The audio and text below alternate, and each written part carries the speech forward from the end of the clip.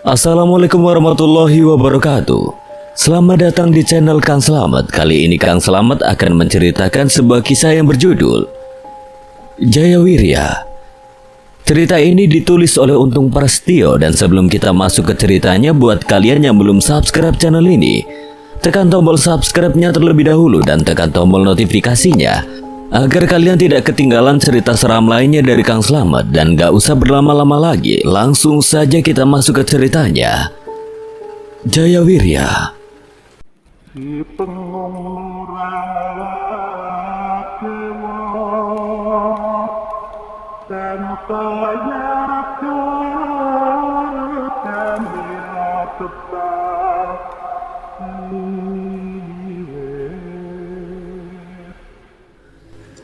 Ketika Pak Lurah Juhri dan Pak Marlan serta beberapa orang warga desa telah pergi meninggalkan rumahnya, Jaya pun langsung mengutarakan sesuatu yang dianggapnya tidak perlu disampaikan oleh ayahnya pada orang-orang tadi. Selain merasa kesal dengan sikap ayahnya, Jaya juga merasa takut jika ritual yang sudah dilakukannya akan diketahui juga oleh Pak Lurah Juhri serta yang lainnya. Semua sudah berada dalam kendaliku, Jaya, dan memang itulah tujuanku dari awal. Sekarang yang perlu kau lakukan adalah menikmati apa yang telah kau dapatkan tanpa ikut campur dalam urusan ini. Tapi Jaya hanya tidak ingin jika ritual yang telah Jaya lakukan diketahui oleh semua orang, Pak. Sudah aku katakan saat ini, akulah yang memegang kendali atas hutan itu. Nikmatilah harta yang sudah aku berikan, Cu. Imbu Pak Jarwis yang seketika itu juga suaranya berubah dan terdengar seperti suara milik Cakrabawana. Apakah ini Eyang Cakrabawana? Benar, Cu. Saat ini aku sudah berada dalam tubuh ayahmu, dan kau tidak perlu lagi melakukan ritual itu. Yang terpenting saat ini jangan sampai ada yang tahu jika aku berada dalam tubuh ayahmu. Setelah tahu jika kini sosok Eyang Cakrabawana sudah berada di tubuh ayahnya, Jaya pun tidak lagi merasakan khawatir tentang ritual yang telah dilakukannya untuk mendapatkan logam mulia di hutan itu. Dan sejak hari itu Jaya terus menyibukkan diri mengurus ladang dan sawahnya serta menikmati hasil dari semua itu. Tapi walaupun begitu, Jaya masih merasa ada sesuatu yang mengganjal di dalam hatinya. Dan hal itu sudah tidak pernah berani ditanyakan kepada Pak Jarwis. Sebuah hal yang menyisakan tanda tanya besar itu adalah bagaimana bisa Pak Jarwis bertemu dengan sosok Eyang Cakrabawana dan ikut bersekutu dengannya. Di sisi lain, Pak Jarwis pun mulai mengajari warga desa Cihujung tentang bagaimana cara melakukan ritual untuk mendapatkan hasil yang mereka inginkan. Awalnya ritual-ritual yang mereka lakukan hanyalah bersifat ritual biasa, mulai dari membawakan sesajen berupa jajanan pasar, serta kembang 7 rupa dan ingkung ayam lengkap dengan tumpengnya, serta tidak lupa mereka juga diminta untuk membakar kemenyan di sana. Semua sesajen yang mereka bawa itu diletakkan di atas batu besar di tepi sungai kecil yang berada di tengah hutan tersebut. Hari yang sudah membuat desa Cihujung berubah menjadi desa dengan aura mistis yang sangat mencekam pun dimulai. Pak Jarwis bersama Pak Lurah Juhri, Pak Marlan dan Pak Ramin, serta 2 orang lainnya memulai ritual pertama mereka setelah melakukan ritual. Pak Jarwis pun menuju ke sebuah tempat dan meminta pada Pak Lurah Juhri untuk menggali di tempat tersebut. Pak Lurah Juhri pun meminta Pak Marlan dan Pak Ramin serta 2 orang lainnya mulai menggali. Karena 4 orang itu menggali secara bergantian, maka tidak memerlukan waktu yang lama. Mereka pun sudah mendapatkan lubang yang cukup dalam, dan tidak lama kemudian orang-orang yang diminta oleh Pak Lurah Juhri menggali pun dapat menemukan emas murni yang mereka idam-idamkan itu. Walaupun emas murni itu tidaklah besar, tapi itu sudah cukup untuk membuktikan bahwasanya tanah di hutan itu benar-benar menyimpan emas. Bagaimana, Pak Lurah? Sekarang Bapak percayakan dengan apa yang saya ceritakan itu? Iya, Pak Jarwis, kami percaya. Dan pastinya warga desa Cihujung akan memiliki kehidupan yang sejahtera. Bagilah hasilnya dengan yang lain, Pak. 1 pecahan lagi kita akan kembali melakukan ritual di tempat ini. Dan kita akan mendapatkan lagi emas itu. Akan tetapi permasalahan lainnya pun muncul setelah Pak Lurah Juhri dan orang-orangnya berhasil tahu tentang ritual yang harus dilakukan untuk mendapatkan emas di dalam hutan tersebut. Dan keesokan harinya setelah Pak Lurah Juhri dan orang-orang melakukan ritual tersebut, dua orang yang kemarin ikut bersama Pak Jarwis, Pak Lurah Juhri serta Pak Marlan datang ke tengah hutan itu untuk melakukan ritualnya. Hal itu mereka lakukan karena mereka mengaku tidak diberi hasil dari penjualan emas tersebut, melainkan hanya dibayar dengan upah sebagai pekerja harian biasa. Dan karena kedua orang itu telah mengetahui tata cara yang harus dilakukan dalam ritual, mereka pun memutuskan untuk melakukannya tanpa sepengetahuan Pak Jarwis dan Pak Lurah Juhri. Akan tetapi kedua orang yang bernama Mang Taji dan Mang Usep dibuat terkejut dengan kedatangan Pak Jarwis ke tempat mereka melakukan ritual. Walaupun tahu jika tindakan kedua orang itu salah, tapi Pak Jarwis pun tidak merasa kesal dan marah dengan apa yang sedang mereka lakukan. Ritual yang kalian lakukan ini akan sia-sia tanpa adanya saya sebagai penghubung dengan sosok yang menguasai hutan bawana ini, Kang. Maaf, Pak. Maafkan atas kelancangan yang telah kami berdua lakukan. Tapi kami terpaksa melakukan ritual ini tanpa seizin Pak Jarwis dan Pak Lurah Juhri. Memangnya kenapa hanya kalian berdua yang datang, Kang? Kenapa Akang tidak mengajak Pak Marlan dan yang lainnya? Kami berdua datang ke sini karena kami tidak diberi bagian dari emas yang kita dapatkan kemarin, Pak. Setelah perbincangan dengan Mang Taji serta Mang Usep, Pak Jarwis yang hanya tersenyum ketika tahu jika Pak Lurah Juhri dan Pak Marlan serta Pak Ramin telah dihinggapi rasa tamak pun hanya tersenyum. Dan tanpa pikir panjang, Pak Jarwis pun lalu mengajari tata cara ritual kepada Mang Taji dan Mang Usep. Karena sesajen yang kalian berdua bawa tidaklah lengkap, maka ritual ini tidak akan diterima kecuali kalian sanggup melengkapinya. Iya, Pak. Kami tidak memiliki cukup uang untuk membeli ayam yang dijadikan ayam ingkung. Tidak apa-apa, Kang. Jika kalian mau, kalian bisa menggantinya dengan anak ayam yang ada di rumah kalian. Baik, Pak. Kami sanggup. Kalau hanya anak ayam kami berdua punya. Baiklah kalau begitu. Sekarang lukai ujung jari kalian dan teteskanlah sedikit darah di atas batu itu sebagai tanda kesanggupan kalian berdua. Ucapan Pak Jarwis langsung dilakukan oleh Mang Taji dan Mang Usep tanpa berpikir lagi. Setelah Mang Taji dan Mang Usep melakukan apa yang diminta olehnya, Pak Jarwis pun memulai ritualnya, dan beberapa saat kemudian Pak Jarwis pun meminta Mang Taji dan Mang Usep untuk mengikutinya dengan membawa cangkul serta alat lainnya yang sudah mereka siapkan sebelumnya. Disinilah tempatnya. Dengan sesaji yang telah kalian berikan itu, kalian akan mendapatkan lebih banyak emas dibandingkan dengan apa yang telah didapatkan Pak Lurah Juhri kemarin. Mendengar hal itu, Mang Taji dan Mang Usep pun terlihat sangat senang. Dan dengan semangat yang membara, mereka pun mulai bergantian membuat lubang di tempat yang telah ditunjukkan oleh Pak Jarwis tadi. Setelah menggali cukup dalam, akhirnya apa yang dicari oleh Mang Taji dan Mang Usep pun dapat ditemukan. Benar saja apa yang sudah disampaikan oleh Pak Jarwis tadi, bahwasannya mereka berdua akan mendapatkan emas murni yang lebih besar dari Pak Lurah Juhri kemarin. Dengan kedua tangan gemetar seolah tidak percaya dengan apa yang sudah mereka dapatkan, Mang Taji dan Mang Usep pun bergantian memegang lempengan emas tersebut. Dan tidak lama setelah itu, Pak Juhri pun berpamitan untuk pulang ke rumahnya. Jangan terkejut, Kang, jika kalian berdua akan kehilangan anak ayam di rumah kalian nanti. Iya, Pak. Kami siap. Mang Taji terus membolak-balikan lempengan emas yang mereka dapatkan itu. Setelah menutup kembali lubang yang telah mereka gali, Mang Taji dan Mang Usep pun bergegas pulang ke rumah mereka masing-masing. Walaupun emas murni yang berbentuk lempengan itu belum mereka bagi, tapi mereka saling percaya satu sama lainnya dan sepakat untuk menjual emas tersebut di pasar kota esok harinya. Tapi hal yang sama sekali tidak mereka inginkan pun terjadi. Sesampainya Mang Taji dan Mang Usep di rumah mereka masing-masing, mereka pun dikejutkan dengan suara tangisan keluarga mereka. Kabar buruk pun terdengar menyayat hati dan membuat Mang Taji dan Mang Usep sangat bersedih.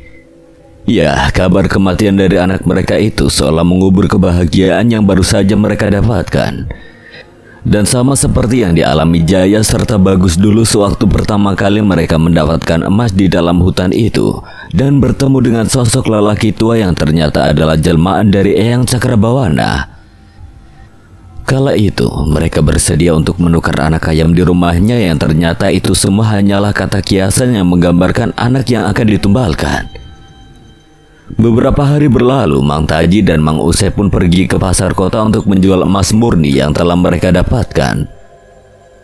Dan tidak lama setelah itu keduanya mendapatkan uang yang sangat banyak yang pada akhirnya dapat merubah kehidupan keluarga mereka. Kabar tentang emas yang berada di dalam hutan bawana itu pun kembali menyebar hingga keluar desa. Dan orang-orang yang berasal dari luar desa pun mulai berdatangan ke hutan bawana yang berada di batas desa Cihujung. Walau belum ada satu orang pun dari desa luar yang berhasil mendapatkan emas di hutan itu, tapi kabar jika hutan bawana merupakan daerah yang dapat dijadikan tambang emas pun mulai didengar oleh pihak pemerintah daerah setempat. Dan hanya dalam waktu singkat, desa Cihujung pun mulai didatangi orang-orang baik dari tetangga desa maupun dari kota yang menjadi pusat pemerintahan daerah setempat. Hal itu tentunya membuat warga desa setempat terganggu, begitu juga dengan Pak Lurah Juhri yang merasa belum mendapatkan hasil yang cukup dari hutan yang berada di wilayah desanya tersebut. Dan untuk mencegah wilayah hutan bawana diambil alih oleh pihak terkait yang berwenang, Pak Lurah Juhri pun menemui Pak Jarwis untuk membicarakan masalah tersebut. Kita harus mencegah agar supaya orang-orang itu tidak lagi masuk ke desa kita, Pak. Itu bukanlah masalah yang sulit, Pak Lurah. Saya sudah merencanakan sesuatu agar desa kita kembali aman tanpa adanya pihak-pihak yang hanya akan mengambil kekayaan alam di hutan itu. Apa, Pak? Apa yang harus kita lakukan untuk mencegah orang-orang itu datang ke desa kita? Kita buat orang-orang itu ketakutan dan enggan untuk mendatangi desa ini lagi, Pak Lurah. Setelah menjelaskan rencana yang dimilikinya itu, Pak Jarwis pun memberikan sejumlah uang pada Pak Lurah Juhri untuk membuat sesajen di beberapa titik di desa Cihujung. Selain itu, Pak Jarwis juga meminta Pak Lurah Juhri untuk membuat 2 patung kayu berbentuk abstrak yang diletakkan di gapura yang menjadi pintu masuk ke desa tersebut. Lalu beberapa patung juga diletakkan di sejumlah pohon besar yang juga dijadikan tempat untuk melakukan ritual sebelum 2 rumah berukuran kecil yang saling berhadapan yang ada di bagian desa terdepan. Setelah semua yang diminta oleh Pak Jarwis dapat diselesaikan oleh Pak Lurah Juhri bersama orang-orangnya, Pak Juhri dan seluruh warga desa Cihujung dilarang untuk memasuki hutan. Hal itu dikarenakan Pak Jarwis akan membuat orang-orang dari desa lain jera untuk mendatangi hutan bawana yang berada di wilayah desa Cihujung. Apa yang telah dikerjakan oleh Pak Lurah Juhri di bawah perintah Pak Jarwis pun berjalan dengan baik. Tidak lama setelah menempatkan sesaji di beberapa tempat, orang-orang dari luar desa Cihujung pun mulai menceritakan apa yang mereka alami di hutan bawana. Kisah mengerikan yang terjadi di tengah hutan itu pun diceritakan oleh Pak Markum yang menjadi saksi mata hilangnya beberapa orang temannya yang sedang mencari logam mulia di tengah hutan bawana. Siang itu cuaca yang sangat cerah pun seketika berubah menjadi gelap dengan angin yang berhembus sangat kencang menerjang pepohonan besar di sekitar hutan. Tapi beruntungnya Pak Markum dan teman-temannya sudah membuat tempat untuk berteduh dari terpal plastik yang mereka bawa. Ketika hujan deras mulai turun membasahi hutan, Pak Markum yang berada di satu tempat yang sama dengan Pak Maman, Yadi dan juga Taufik hanya bisa duduk memeluk lutut mereka masing-masing. Udara yang sebelumnya terasa sangat sejuk pun berubah menjadi dingin karena angin berhembus sangat kencang. Karena tidak memiliki pilihan lain, akhirnya Pak Markum dan yang lainnya pun memilih memejamkan mata walau dengan posisi duduk. Setelah hujan reda, Pak Markum pun mendengar suara mengeram yang berjalan ke arahnya, tapi Pak Markum yang merasa sangat lelah pun tidak menghiraukan hal itu. Dan baru saja Pak Markum terlelap, tiba-tiba saja terpal plastik tempat mereka berteduh itu terkoyak oleh sebuah benda yang sangat tajam. Disusul dengan terhempasnya tempat berteduh itu, tak lama setelahnya, Pak Markum mendengar suara mengeram yang membuat nyalinya hilang bagai ditelan bumi. Dan betapa terkejutnya Pak Markum, Pak Maman, Yadi, serta Taufik ketika di hadapannya muncul sosok makhluk hitam dengan bulu lebat di sekujur tubuhnya. Selain memiliki kuku-kuku yang panjang dan tajam di kedua tangannya, makhluk gaib dengan mata merah menyala itu pun memiliki lidah panjang yang menjulur hingga ke bagian perutnya. serta barisan gigi tajam dengan 2 taring panjang yang membuat makhluk tersebut terlihat sangatlah menyeramkan. Karena merasa sangat terkejut dan tidak dapat berlari, Taufik yang berada di dekat sosok makhluk gaib tersebut pun langsung mendapatkan cengkraman di bagian kepalanya, yang dengan waktu sangat singkat cengkraman dari sosok makhluk gaib itu pun membuat kepala Taufik berlumuran darah. Setelah menghempaskan tubuh Taufik, sosok makhluk bertubuh tinggi besar itu pun langsung mencekik leher Pak Maman dan Yadi. Dan mengetahui jika ada bahaya besar yang sedang mengincarnya, Pak Markum pun memilih berlari meninggalkan Pak Maman, Yadi dan Taufik serta teman-temannya yang lain yang terpisah dari kelompok Pak Markum. Dengan rasa takut yang luar biasa, Pak Markum pun terus berlari hingga akhirnya dia dapat keluar dari dalam hutan tersebut dan bertemu dengan Pak Jarwis yang kala itu sedang bersama Pak Lurah Juhri serta beberapa warga desa lainnya. Setelah menceritakan apa yang dialaminya di dalam hutan tadi, Pak Markum pun meminta Pak Lurah Juhri untuk mengantarkannya keluar dari desa Cihujung. Dan setelah mengetahui apa yang dialami oleh Pak Markum dan teman-temannya, Pak Lurah Juhri pun meminta pada bawahannya untuk mengantar Pak Markum sampai di depan gapura yang menjadi pintu masuk desa tersebut. Entah apa yang telah diceritakan oleh Pak Markum kepada keluarganya serta keluarga dari Pak Maman, Yadi dan yang lainnya. Tapi keesokan harinya, desa Cihujung didatangi beberapa orang yang bermaksud untuk mencari keberadaan dari Pak Maman, Yadi, Taufik serta orang-orang yang sedang menambang emas di hutan Bawana. Selain kepala desa tempat Pak Markum tinggal, ada juga beberapa orang yang terlihat seperti dukun yang mendatangi desa Cihujung. Dan sebagai kepala desa setempat, Pak Lurah Juhri pun memberitahukan pada orang-orang itu jika Karuhun di hutan Bawana marah dan tidak ingin ada orang yang berasal dari desa luar menambang emas di sana. Akan tetapi beberapa orang yang terlihat memiliki kemampuan supranatural itu tidak begitu saja mempercayai apa yang telah disampaikan oleh Pak Lurah Juhri. Mereka tetap ingin masuk ke dalam hutan guna mencari keberadaan Pak Maman, Yadi, Taufik dan 3 orang lainnya. Karena tidak ingin terjadi keributan, akhirnya Pak Lurah Juhri pun mengizinkan orang-orang itu masuk. Hal itu dilakukan kepala desa Cihujung itu atas perintah dari Pak Jarwis sebelumnya. Ketika sore datang, orang-orang yang berasal dari desa lain itu pun terlihat memasuki desa Cihujung kembali setelah melakukan pencarian di dalam hutan Bawana. Mereka mengaku tidak menemukan apapun selain tempat Pak Maman, Yadi, dan Taufik berteduh serta peralatan yang mereka bawa. Dan akhirnya mereka semua pun mempercayai apa yang telah disampaikan oleh Pak Lurah Juhri tentang Karuhun hutan Bawana yang tidak ingin tempatnya diusik. Pencarian atas hilangnya Pak Maman, Yadi, Taufik, dan 3 orang lainnya itu pun tidak pernah dilakukan lagi. Dan sejak saat itu, warga dari luar desa Cihujung menganggap hutan Bawana adalah tempat yang sangat terlarang bagi orang yang berasal dari luar desa. Ditambah lagi dengan adanya banyak sesajen yang ada di desa Cihujung yang terus ditaruh oleh warga desa setempat di beberapa titik di desa itu, menambah aura hitam yang sangat mencekam ketika ada orang luar yang masuk ke desa itu.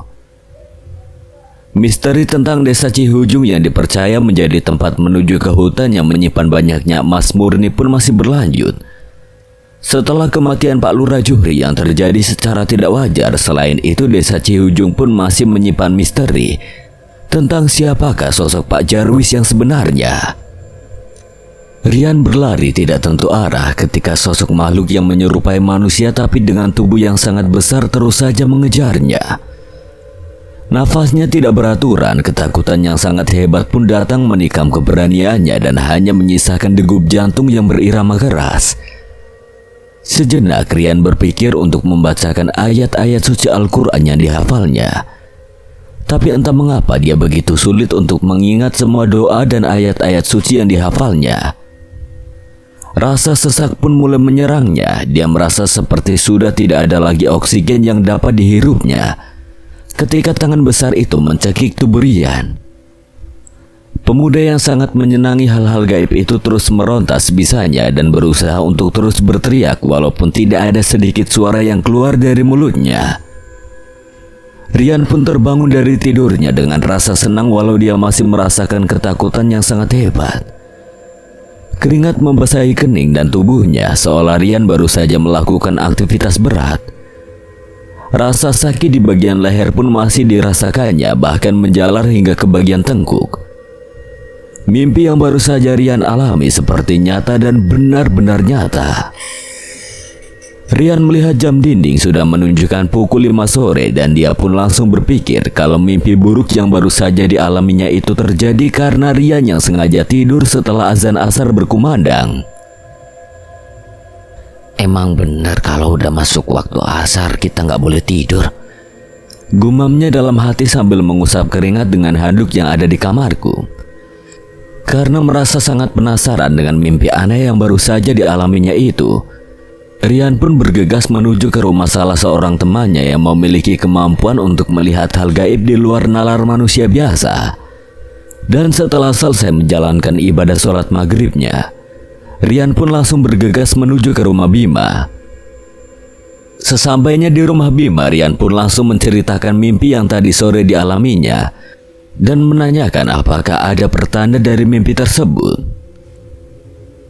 Gimana Bim? Apakah mimpi yang gue alami ada maknanya? Atau bagian dari sebuah pertanda mungkin? Ada Yan, jawab Bima dengan mimik wajah serius. Rian yang sempat kaget mendengar jawaban Bima harus menghela nafas dalam dan sedikit mengumpat ketika Bima berkata, artinya gue harus bikin kopi 2 gelas lagi karena kopi gue udah lumbat Yan. Kampret. Gue nanya serius, jawaban lo malah membanggongkan. Tidur di waktu asar sampai waktu maghrib itu memang gak boleh Rian, dan gak bagus juga buat kesehatan. Tapi mimpi gue aneh banget Bim, nyata banget dan beneran realistis gitu. Coba nanti malam gue lihat lagi deh Yan. Emang gue juga ngerasa aura lu gelap banget sekarang, kayak ada energi hitam yang membayangi. Bima memandang Rian dengan seksama dan melihat bekas raum yang berwarna kemerahan di bagian lehernya. Udahlah, kita ngopi dulu. Nanti gue bantuin ngilangin energi hitam itu. Pesen gue sholat jangan sampai bolong Yan. Lalu juga nggak boleh lengah dan jangan lagi tidur sore di waktu asar sampai menjelang maghrib. Kalau bisa malam juga tidur jangan di bawah jam 12 malam. Oke lah bro, makasih ya. Lu gak habis ngonten di tempat angker lagi kan Yan? Enggak Bim, gue kan selalu ngasih tahu lu, Dani sama Robi kalau mau pergi ke tempat-tempat yang angker. Setelah berbincang-bincang membahas ide-ide yang akan mereka tulis dan akan mereka buat dalam bentuk video konten, Rian pun berpamitan pada Bima untuk pulang karena waktu sudah sangat larut malam itu. Sepulangnya dari rumah Bima, Rian pun dapat tidur dengan pulas dan tidak mengalami mimpi yang menakutkan lagi. Pagi yang berselimutkan mendung tebal memaksa Rian untuk kembali merebahkan tubuhnya yang memang masih terasa sangat lelah dan terasa nyeri di beberapa bagian. Setelah mimpi yang buruk yang dialaminya dan hingga hari berganti mimpi itu masih menyisakan banyak pertanyaan di dalam benak Rian. Sedikit memanjakan rasa malasnya, Rian pun sengaja menunda semua aktivitasnya. Dia berharap agar tubuhnya segera fit kembali untuk memulai banyak hal yang telah dia rencanakan. Apalagi suasana di pagi itu terasa sangat syahdu dengan gerimis yang mulai turun membasahi bumi. Alhasil Rian pun memilih untuk kembali tidur dan ketika dia mulai memejamkan mata, terdengar suara dering handphone yang membuatnya langsung membuka mata dan kembali duduk sambil menatap layar ponsel. Selamat pagi Mas Rian. Terdengar suara yang tidak asing lagi di ujung teleponnya. Selamat pagi ibu bosku. Mas Rian, nanti kita meeting ya. Saya tunggu di kantor jam 1. Bu Rati adalah seorang pengusaha sukses dengan memiliki banyak harta kekayaan. Dan Rian pun sudah beberapa kali membantu Bu Rati dalam beberapa proyek yang dikerjakan oleh perusahaan milik Bu Rati. Setelah sholat zuhur, Rian pun berangkat menuju kantor milik Bu Rati yang tidak lain adalah seorang pengusaha yang bergerak dalam bidang properti, pariwisata dan juga entertainment. Gerimis yang turun sedari pagi tadi serta rasa nyeri di beberapa bagian tubuhnya tidak menghalangi langkah Rian bersama motor metik hitam kesayangannya untuk segera sampai di tempat tujuan. Setelah beberapa lama bergumul dengan kemacetan jalan di ibu kota, Rian pun akhirnya sampai di sebuah kantor milik Bu Rati. Jadi begini Mas Rian, saya ingin membeli tanah di sebuah desa untuk dijadikan peternakan ayam. Selain itu saya juga mau membuat beberapa konten horor di desa itu. Jadi saya minta Mas Rian untuk menulis cerita-cerita misteri di desa itu ya. Dan nantinya saya akan mengirim beberapa kru serta talentnya ke sana setelah Mas Rian menyelesaikan tulisan Mas Rian ya. Lokasi desanya tidak jauh dengan pantai dan di sana memiliki banyak cerita misteri, juga cerita-cerita legenda. Jadi saya akan berada di desa itu berapa lama, Bu? Rian terus memperhatikan apa yang disampaikan oleh Bu Rati dengan seksama sambil memegang bolpoin dan buku kecil di mejanya. Targetnya kamu harus membuat naskah cerita untuk 3 tayangan video dalam 1 minggu. Setelah kamu menyelesaikan naskah cerita itu, baru nanti semua tim akan menyusul termasuk saya. Nah, nanti kamu berangkat ke desa itu sama Mas Surya karena nanti Mas Surya yang akan melakukan survei untuk lokasi peternakan itu. 2 hari kemudian, Rian dan Mas Surya berangkat menuju desa yang dimaksud. Tapi sebelum memulai perjalanan, ada sedikit rasa yang mengganjal di hati kami. Beberapa pertanyaan pun muncul di benak kami berdua saat itu. Tumben kali ini kita naik bis ya Mas, biasanya kan ada sopir yang mengantar. Tanya Rian ketika sampai di sebuah terminal kecil dengan beberapa bus akap di sana.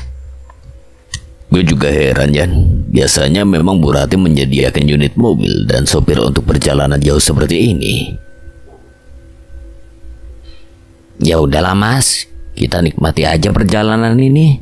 Anggap aja kita lagi piknik.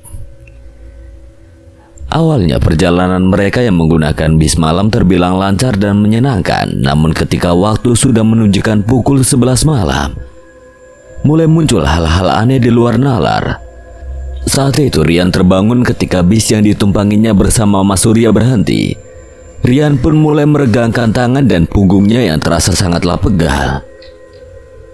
Mas, bangun Mas. Rian perlahan menepuk lengan Mas Surya yang tertidur pulas di sampingnya. Ke toilet yuk, mumpung bisnya berhenti. Karena Mas Surya tidak juga bangun, akhirnya Rian pun berdiri dan mulai berjalan ke arah pintu depan bis untuk keluar dari dalamnya.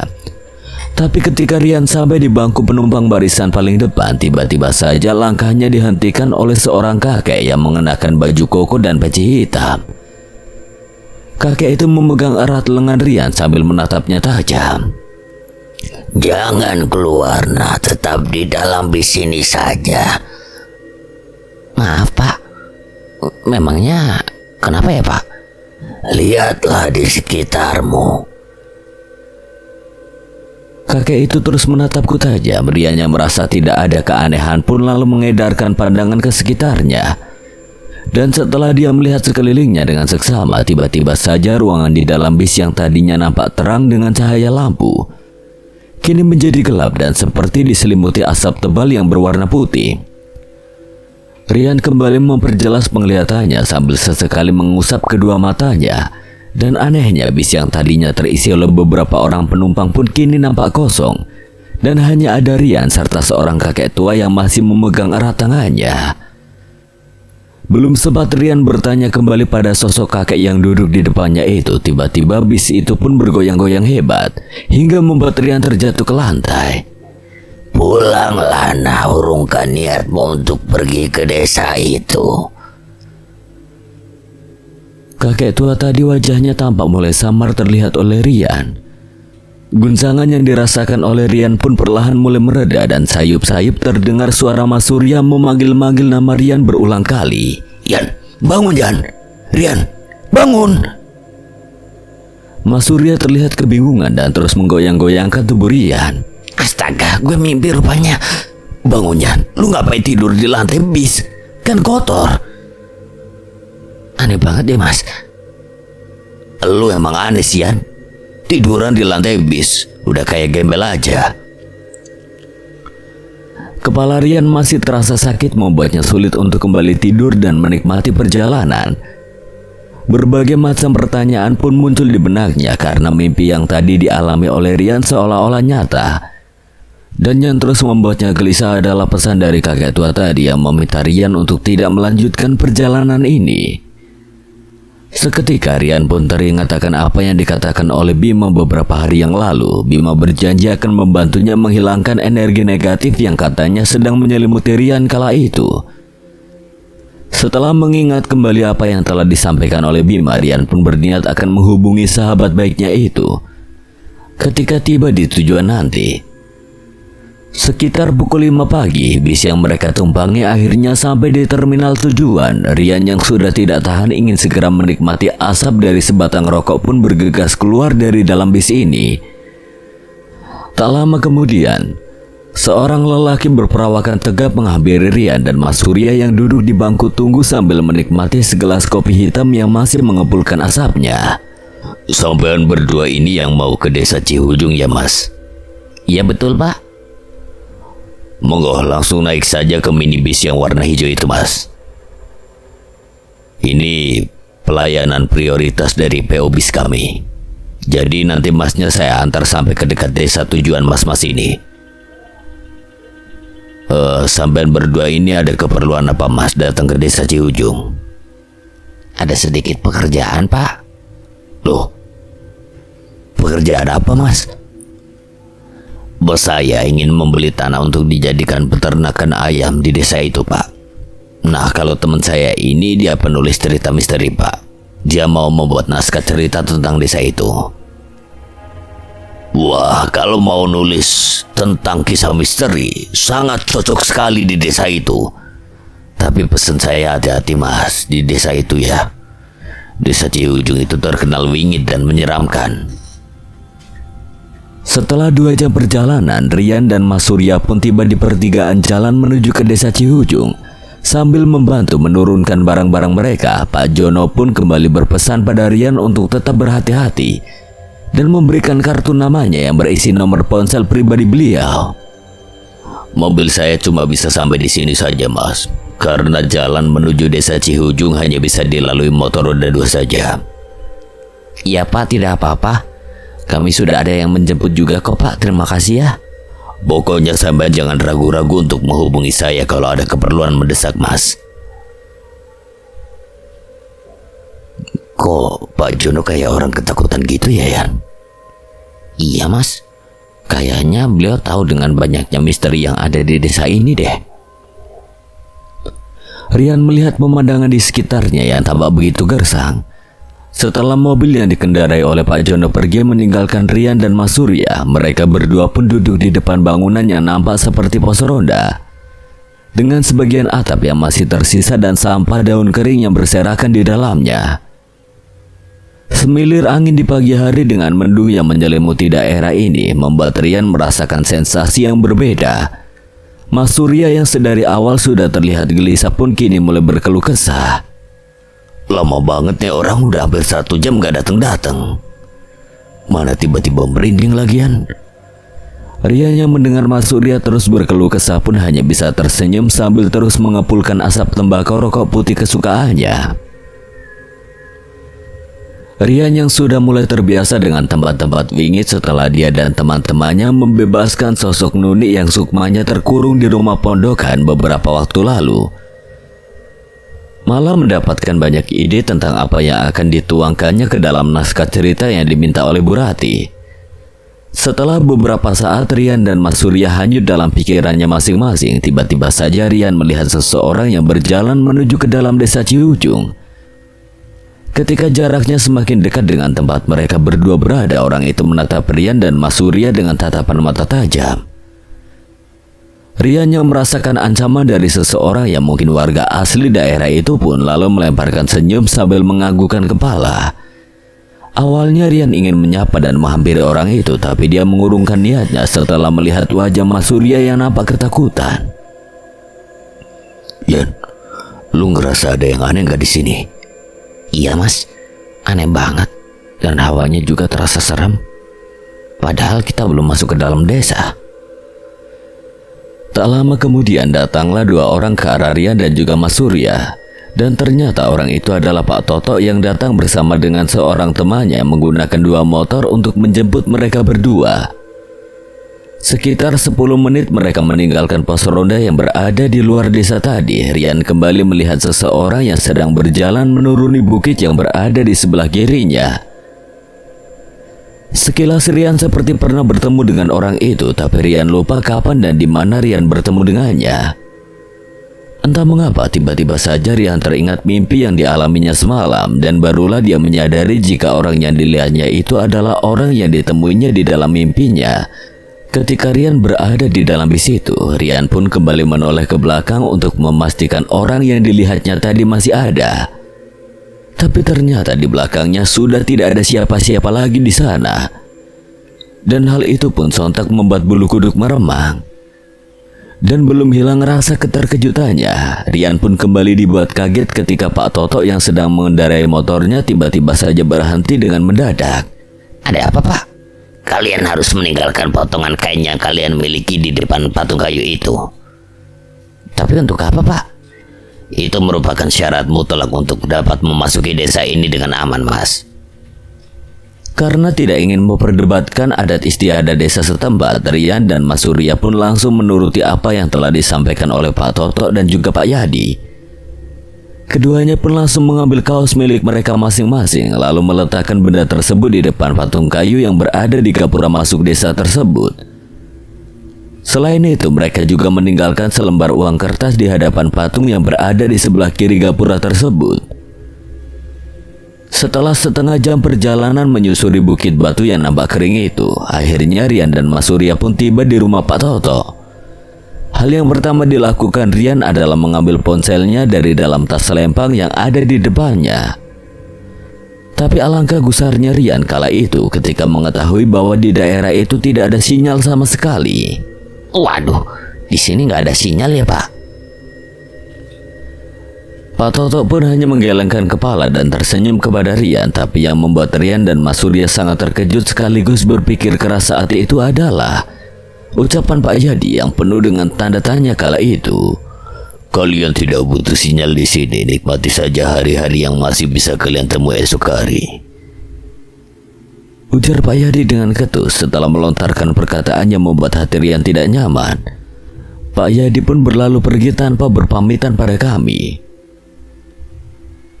Yadi itu orangnya keras, tidak usah dipikirkan ucapannya tadi. Pak Toto membantu membawakan barang-barang kami ke dalam rumahnya. Rian dan Mas Surya pun memasuki rumah Pak Toto yang masih sangat sederhana sekali. Bentuk rumah joglo khas pedesaan dengan 4 tiang di tengah-tengah rumah itu membuat Rian merasakan suasana yang tidak biasa. Pak Toto kenal dengan Bu Ratih? Ujar Mas Surya yang masih terlihat agak canggung ketika berada di rumah Pak Toto ini.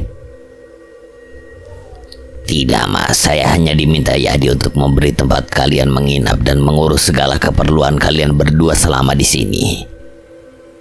Jadi yang dimaksud oleh Bu Ratih dengan orang yang dikenalnya itu adalah Pak Yadi, bukan Pak Toto?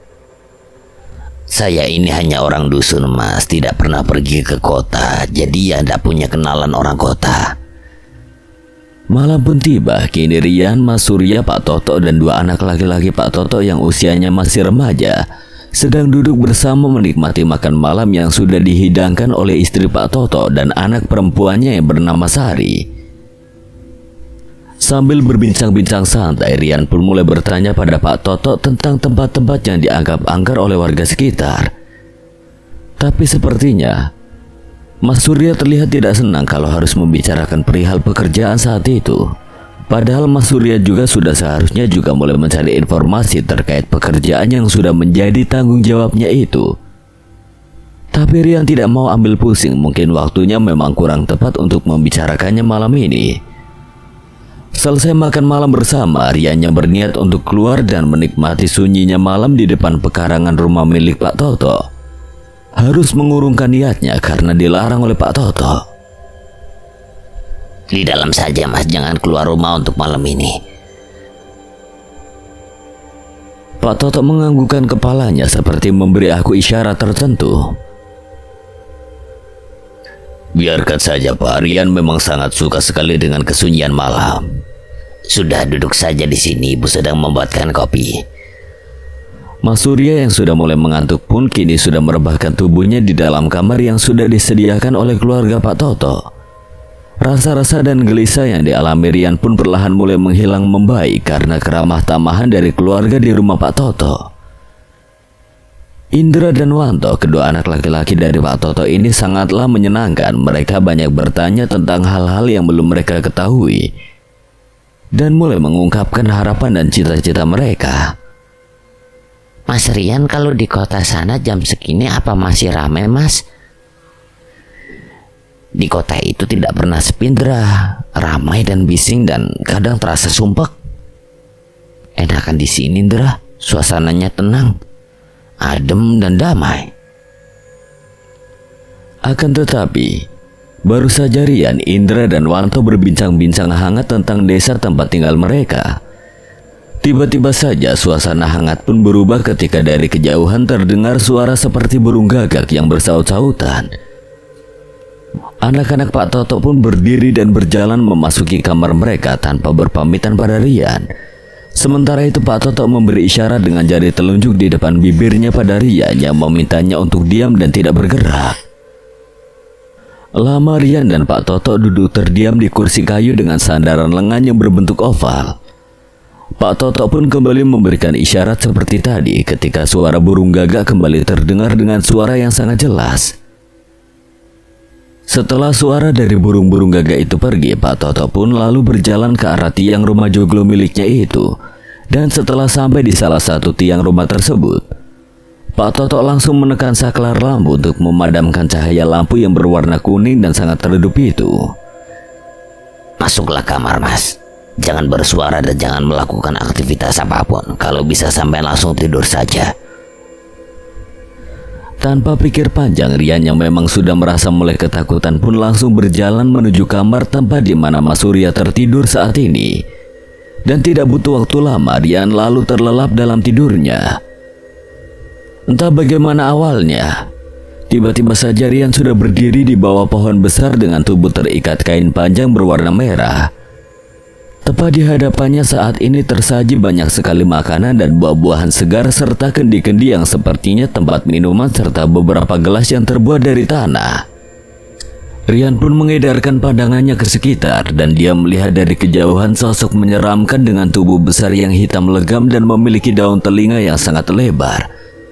Perlahan berjalan menuju ke arahnya, makhluk menyeramkan dengan taring panjang dan rambut gibalnya itu menyeringai ke arah Rian dengan tatapan tajam. Air liurnya membasahi bagian tubuhnya hingga tercium bau yang sangatlah busuk. Rian pun mulai berusaha melepaskan diri dari kainnya semakin erat mengikat tubuhnya. Dan samar-samar terdengar suara yang Rian sendiri tidak tahu dari mana arahnya. Bangun, nak. Belum waktunya kau mati. Masih ada kewajiban yang harus kau laksanakan. Ucap suara yang menggema hebat dan menghadirkan angin yang bertiup sangatlah kencang hingga menghamburkan sesajian yang ada di depannya. Seketika itu juga Rian pun terbangun dari tidurnya. Dengan keringat yang membasahi kaos oblong yang dikenakannya serta rasa sakit yang kembali ia rasakan di beberapa bagian tubuhnya, Rian sangat bersyukur karena apa yang dirasakannya tadi hanyalah sebuah mimpi. Mimpi yang sangatlah nyata hingga menyisakan rasa sakit di bagian yang tadi seperti terikat kain berwarna merah itu. Dari arah luar kamar yang ditempatinya itu, Rian melihat bayangan seseorang yang nampak mondar-mandir di depan kamar tersebut. Rian pun memberanikan diri untuk mengintip dari balik dinding kayu yang sudah banyak terdapat lubang di sana. Dan Rian pun melihat Pak Toto yang tampak sedang merasa kebingungan di luar kamarnya. Rian pun kembali ke tempat tidurnya dan berniat untuk membangunkan Mas Surya. Akan tetapi dia mengurungkan niatnya karena takut akan menimbulkan suara dan membuat gaduh di malam yang benar-benar sunyi itu. Karena masih merasa penasaran dengan apa yang sedang dilakukan oleh Pak Toto, Rian pun lalu keluar dari kamarnya dengan perlahan. Dia mencoba menghampiri Pak Toto yang terlihat sedang cemas memikirkan sesuatu dan berusaha mencari tahu apa yang sebenarnya sedang terjadi saat itu. Tidak lupa Rian juga membawa buku dan pulpen yang memang selalu dibawanya untuk mencatat hal-hal kecil yang dapat dijadikan ide pada tulisannya dan untuk mencatat keperluan pekerjaan. Setelah Rian keluar dari dalam kamarnya, Pak Toto pun hanya menatapnya dingin sambil terus menghisap sebatang rokok lintingan di tangannya, lalu mengepulkan asap tembakau tersebut yang aromanya membuat nafas sesak itu. Bapak sepertinya sedang memikirkan sesuatu. Besok biar Wanto mengantarkan sampean ke ladang milik keluarga kami di balik bukit sebelah utara rumah ini, Mas. Bawalah semua barang-barang sampean ke ladang kami. Balasan Pak Toto membuat Rian merasa kebingungan dan terus menatap Pak Toto dengan seksama. Sekarang kembalilah ke kamarmu, saya tidak ingin terjadi sesuatu di sini malam ini. Malam ini terasa begitu panjang, serasa pagi pun tidak kunjung datang. Di luar sana, suara burung gagak masih sesekali terdengar dan membuat suasana terasa mencekam bagi Rian yang juga tidak kunjung tidur malam itu. Yan, bangun Yan. Terdengar suara Mas Surya membangunkanku yang baru saja memejamkan mata. Gue udah dijemput sama Pak Yadi, mau diajak lihat lokasi tanah yang mau dijual. Tunggu dulu Mas, gue mau mandi dulu. Lu tunggu di sini aja Yan, lagian cuma ada satu motor, biar gue sendiri aja yang kesana. Nah lu siap pindah, apa yang mau lu kerjain? Rian hanya menganggukkan kepala tanda menyetujui apa yang baru saja diucapkan oleh Mas Surya. Setelah Mas Surya dan Pak Yadi pergi, Rian yang masih merasakan kantuk yang hebat akibat semalam kurang tidur pun memaksakan langkah untuk keluar dari dalam kamar. Nampak di teras rumah, Bagas dan Sari sedang menata hasil panen dari ladang mereka yang akan dijemur menggunakan alas yang terbuat dari anyaman bambu. Bapak kemana toh? Aku memperhatikan kakak beradik yang sedang bekerja itu. Wanto lalu melihat ke sekelilingnya dan menghampiri Rian sambil berkata, Ayo Mas, kita susul Bapak ke ladang. Tadi Bapak berpesan kalau Mas Rian harus secepatnya nemuin Bapak di ladang. Sebentar toh, aku cuci muka dulu ya.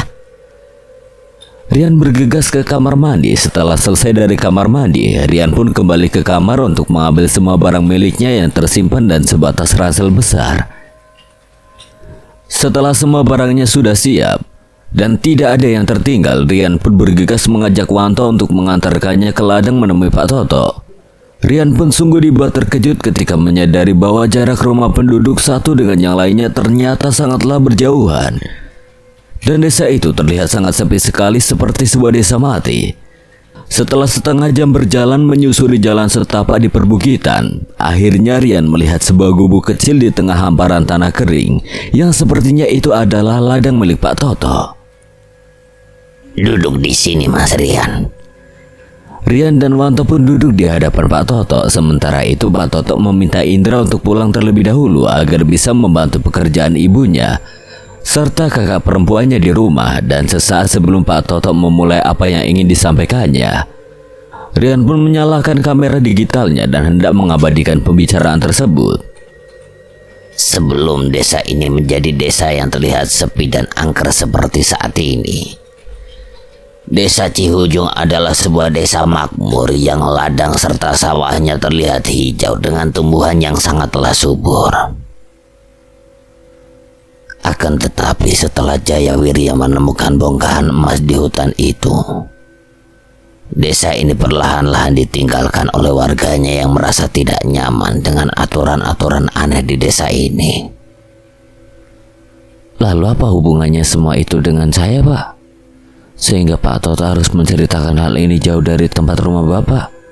Karena kamu adalah orang yang akan ditumbalkan di hutan itu, Mas. Loh, kenapa harus saya? Saya kan tidak tahu menawarkan hal ini, Pak. Kenapa saya yang akan menjadi tumbal? Tanyakan hal itu kepada orang yang kau sebut dengan Burati itu, Mas. Karena sepertinya dialah yang sengaja mengirimmu ke desa ini dan ingin menumbalkanmu demi tercapainya apa yang dia inginkan. Apakah semua kekayaan dan kesuksesan yang dimiliki oleh Burati itu diambil dengan cara pesugihan?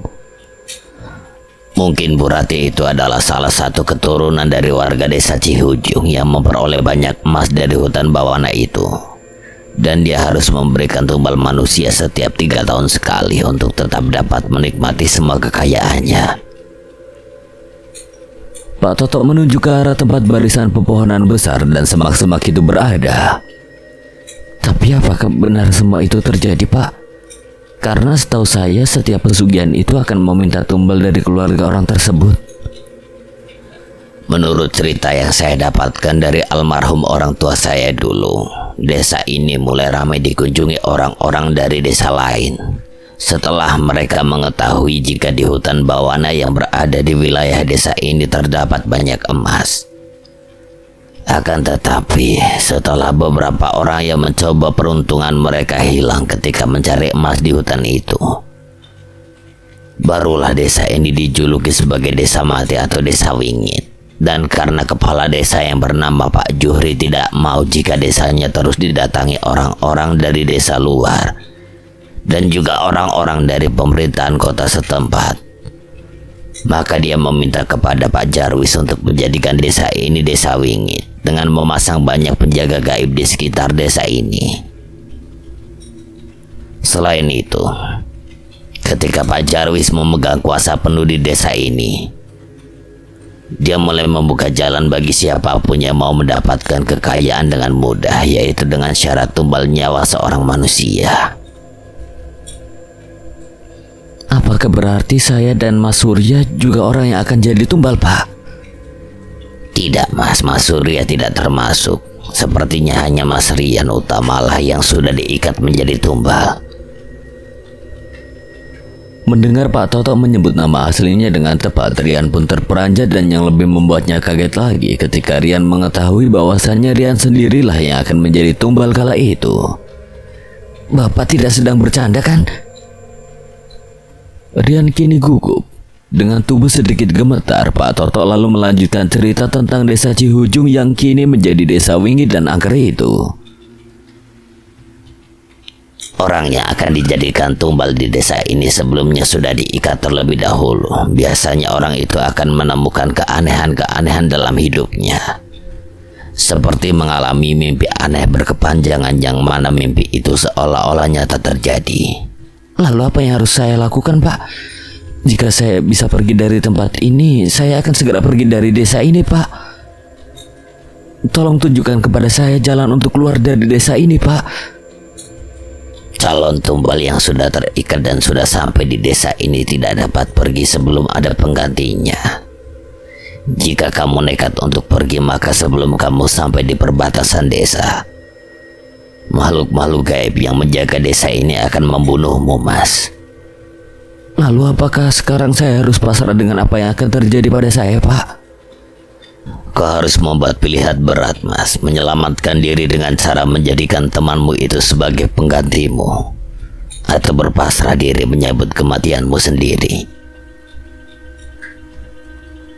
Sudah berapa kali Mas Surya datang ke desa ini, Pak? 1 kali menginap di rumah saya, Mas. Tapi saya sudah 3 kali melihat temanmu itu berada di desa ini bersama Yadi. Kalau begitu sepertinya ini adalah terakhir kalinya dia datang ke desa ini, Pak. Kalau kau sudah yakin dengan keputusanmu itu, biar nanti Bapak yang atur semuanya. Yang terpenting Mas Rian harus terus bersikap biasa saja, seperti tidak terjadi sesuatu. Setelah selesai menjelaskan semuanya, Pak Toto pun meminta pada Rian dan juga Wanto untuk segera pulang. Pak Toto takut jika Pak Yadi dan juga Mas Surya sudah berada di rumahnya sebelum Rian pulang saat itu. Dan benar saja, setelah setengah jam berjalan kaki dari ladang milik Pak Toto, Rian pun melihat Pak Yadi berjalan ke arah belakang rumah Pak Toto seolah sedang mencari sesuatu yang sangat berharga baginya. Wajah Pak Yadi pun terlihat sangat tegang kala itu, dan setelah Pak Yadi kembali ke arah depan rumah Pak Toto, Rian pun langsung berlari ke arah tempat Pak Yadi berada tadi. Di tempat itu, Rian pun menyembunyikan tas ransel miliknya, lalu mengeluarkan kamera digitalnya serta menyalakan sebatang rokok sebelum dia berjalan ke arah depan rumah Pak Toto. Akan tetapi Rian pun dibuat terkejut dengan apa yang dikatakan oleh Mas Surya. Hal itu pun menguatkan hati Rian untuk menjadikan Mas Surya sebagai tumbal pengganti di desa itu. Tenang aja Pak Yadi, Rian gak akan kemana-mana. Mungkin dia hanya merasa jenuh di rumah. Jadi dia berkeliling desa untuk menghilangkan rasa bosannya. Lagian biarkan dia menikmati sisa hidupnya Pak.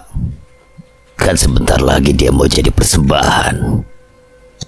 Mereka berdua diiringi tawa sontak membuat Rian meradang mendengarnya. Rian pun mulai mencari jalan agar bisa secepatnya berada di depan rumah Pak Toto.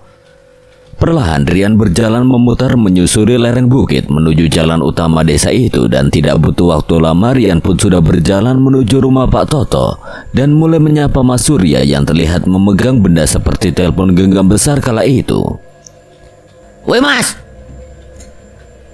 Sapa Rian dari kejauhan sambil melambaikan tangan. Mas Surya terlihat gugup dan berusaha menyembunyikan benda yang dipegangnya tadi. Dari mana aja lu Yan? Gue cari-cari gak ada di rumah. lihat-lihat pemandangan alam aja Mas. Bosen duduk-duduk doang di rumah. Pak Yadi yang melihat Rian sudah berada di rumah Pak Toto pun langsung pergi dengan menggeber sepeda motornya tanpa berpamitan kepada Mas Surya. Dan Rian pun tidak mau ambil pusing dan segera duduk di dekat Mas Surya. Semua pun berjalan normal seperti sebelumnya, walaupun telah mengetahui niat busuk dari Bu Rati yang juga telah membayar mahal Mas Surya untuk membawanya ke desa itu. Tapi Rian tetap terlihat tenang. Rian yang telah mempercayai Pak Toto itu sangat berharap Pak Toto dapat membantunya untuk keluar dari permasalahan yang sedang mengancam nyawanya itu. Malam itu istri dari Pak Toto yang dibantu oleh putrinya serta kedua anak laki-lakinya pun mulai menghidangkan makan malam dengan menu sederhana. Nasi goreng dengan aroma lezat pun membuat Mas Surya segera memenuhi piring yang ada di hadapannya. Tanpa ragu Mas Surya pun menyantap nasi goreng yang masih mengepulkan asap itu dengan telur dadar serta lalapan lainnya yang telah tersedia. Sementara itu Pak Toto yang membawa 2 piring nasi dari arah dapur pun langsung memberikan salah satu piring berisi nasi goreng itu pada Rian sambil memberikan kode kepadanya. Entah karena sedang lapar atau karena merasa sangat ingin menikmati hidangan makan malam itu, Mas Surya pun terlihat terus melahap makanan yang ada di hadapannya itu. Tak lama berselang, tubuh Mas Surya pun tiba-tiba ambruk dan tidak sadarkan diri, seperti sudah mengetahui apa yang akan terjadi. Pak Toto pun meminta Rian untuk membantunya menggotong tubuh Mas Surya ke sebuah dipan yang ada di ruang tamu rumahnya. Istri dan ketiga anak Pak Toto pun tampak biasa-biasa saja dengan hal itu. Mereka pun langsung membawa sisa nasi yang ada di piring tempat Mas Surya makan, serta sebuah wadah yang masih tersisa banyak nasi goreng hangat itu ke dapur lalu membuangnya. Kenapa orang ini bisa langsung pingsan Pak? Nasi goreng yang dimakannya sudah Bapak campur dengan buah kecubung, jadi dia akan kehilangan kesadarannya selama beberapa hari ke depan. Malam nanti Yadi dan orang-orangnya akan datang menjemputmu. Jadi ada yang harus kau lakukan agar kau selamat dari malapetaka ini. Sebelum melakukan aksinya, Pak Toto pun memberitahu sebuah tempat yang sangat aman di rumah itu, dan tempat yang berada di bawah tanah itu ternyata sudah disiapkan oleh Pak Toto dan keluarganya untuk mengantisipasi masalah buruk yang akan datang menimpa keluarganya. Bersembunyilah di tempat ini ketika Yadi dan orang-orangnya datang. Pak Toto memberitahu cara untuk keluar dan masuk ke tempat persembunyian itu. Setelah mengetahui rencana yang akan dilakukan oleh Pak Toto malam itu, Rian pun langsung kembali ke ruang tamu rumah tersebut. Dan betapa terkejutnya Rian ketika dia melihat istri Pak Toto dan ketiga anaknya sudah mempersiapkan diri dengan tubuh yang terikat di kursi kayu rumah itu. Istri Pak Toto duduk di sebelah Sari dengan kedua tangan terikat. Sementara itu Wanto terlihat masih mengikat kedua tangan adiknya. Hanya ini yang bisa kami lakukan Mas. Kami akan mengarang cerita ketika Yadi dan orang-orangnya datang nanti. Sekarang ayo kita ikat tubuh temanmu itu.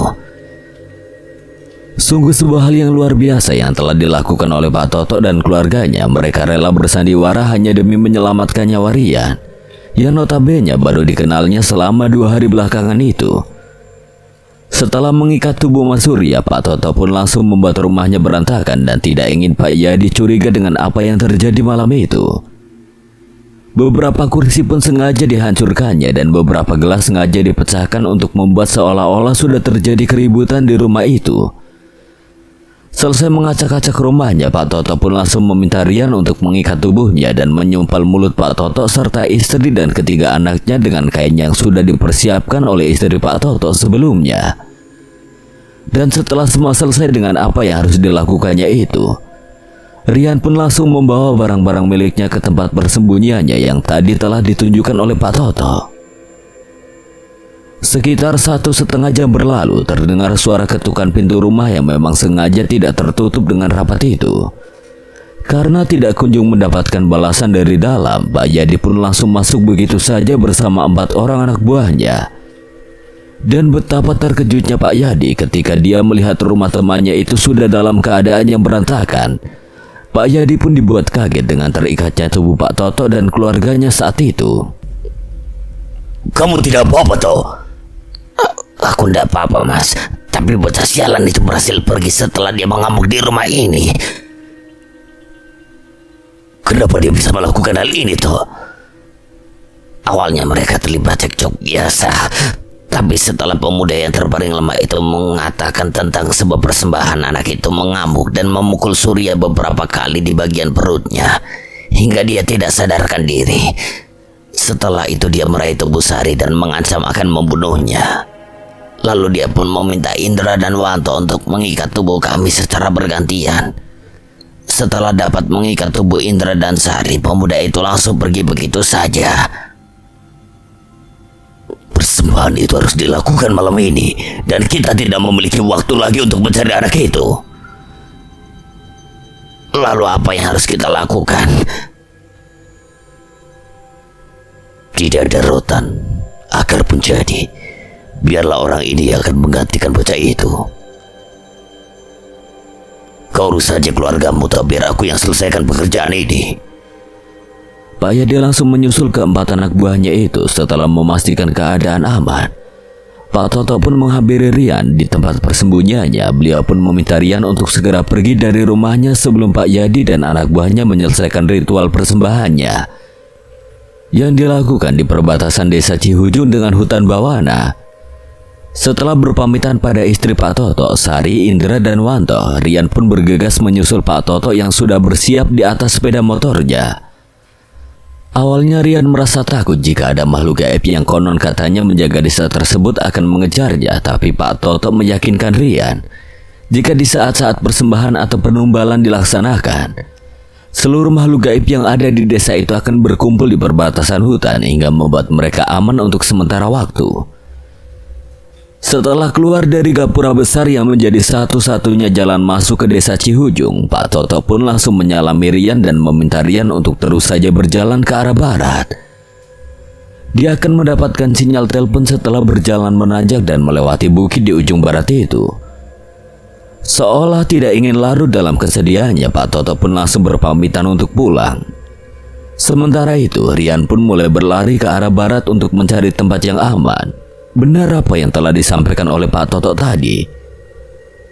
Setelah dia sampai di atas jalan menanjak itu, telepon genggamnya pun bergetar dan beberapa kali berbunyi, dan di saat itulah dia lalu menghubungi Pak Jono dan meminta beliau untuk menjemputnya. Setelah menunggu selama beberapa jam di tempat yang aman, Rian pun berhasil kembali bertemu dengan Pak Jono yang dengan sangat berani menjemputnya seorang diri dengan hanya mengendarai sepeda motor Suzuki Smash berwarna merah hitam miliknya. Dan tanpa berbasa-basi, Pak Jono pun langsung membawa Rian ke rumahnya sebelum beliau membawa Rian ke terminal tempatnya bertemu dengan Rian dan juga Mas Surya beberapa hari yang lalu. Entah apa yang telah terjadi pada Mas Surya, Rian pun tidak mengetahuinya lagi. Dan setelah kejadian itu, Rian pun berusaha menghindari Bu Rati yang menjadi biang keladi dari semua permasalahan yang pada akhirnya harus membuat Mas Surya kehilangan nyawanya. Setelah dapat kembali menginjakan kaki di Jakarta, Rian pun merasa sangat senang sekali karena sudah jelas dia dapat selamat dari bahaya besar yang mengincarnya. Akan tetapi di balik rasa senang itu, Rian pun merasakan kesedihan mendalam jika dia teringat sosok Mas Surya yang sudah lama dikenalnya itu. Mas Surya yang dikenalnya sangat baik dan tidak segan untuk membantunya dan juga teman-teman yang lain, kini sudah meninggal dunia di desa Cihujung, sebuah pilihan yang memang terasa sangat sulit bagi Rian kala itu. Karena mau tidak mau dia harus membiarkan Mas Surya menjadi penggantinya untuk dijadikan ritual penghuni desa Cihujung. Selain itu, Rian juga merasa sangat berhutang budi pada keluarga Pak Toto yang dengan sukarela dan tanpa meminta pamrih apapun untuk mau bahu-membahu menyelamatkan nyawanya malam itu. Walaupun secara langsung Rian sudah terbebas dari jerat tumbal jiwa, akan tetapi Rian masih merasakan ada sesuatu tak kasat mata yang mengganggunya.